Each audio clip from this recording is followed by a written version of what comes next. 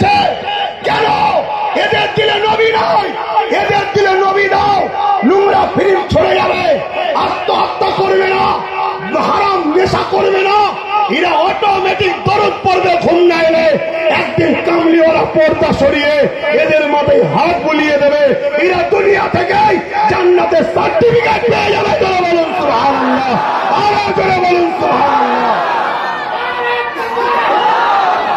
আচ্ছা শহীদান হুজুর এই যুবক বয়সে কেন ওখান থেকে এখানে ছুটে আসলো?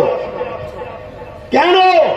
দিনার দিনে নবী ছিল, আমার নবী ছিল, সংসার জন বয়স সবার বাড়ি সব ছেড়ে দিয়ে দিলের নবী ছিল। এই নবীর জন্য উম্মতকে নবী দিবার জন্য কোথা থেকে কোথা ছুটেছে দেখুন। আজ আমাদের দিলে নবী নাই, আমরা অন্ধকারে পড়ে গেছি। আসুন আমার রসুলকে দিলে নিয়ে আসুন। আজ আমাদের ধারণা রসুলের পাক সাল্লাল্লাহু আলাইহি সাল্লাম নাউযুবিল্লাহ মরে গেছে। লা হাওলা ওয়ালা কুওয়াতা ইল্লা বিল্লাহিল আলিয়্যিল আযীম। আরে যত বড়ই দাড়ি টুপি নামাজ থাকুক না কেন, রসুলকে মরা জানা মানে তুমি বেঈমান হয়ে গেলে। বেঈমানের আমল কোনোদিন কবুল হবে না।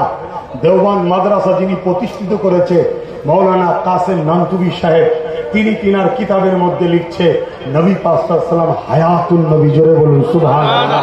তাহলে দেওবন্দি যারা হবে তারা রসুলকে হায়াতুন নবী মানবে। ফুরফুরার মুজাদ্দিদ জামান দাদা হুজুর পীর কেবলা রসুলকে হায়াতুন নবী মেনেছে। কারামত আলী জোনপুরি সাহেব রসুলকে হায়াতুন নবী মেনেছে। ভারতবর্ষে 4টে দল আছে, সিলসিলা আছে। আর একটা হলো হযরতে আলা হযরত আহমদ রেজা খান, তিনিও রসুলকে হায়াতুন নবী মেনেছে। কিন্তু এখন নবীকে হায়াতুন নবী মানতে অস্বীকার করছে।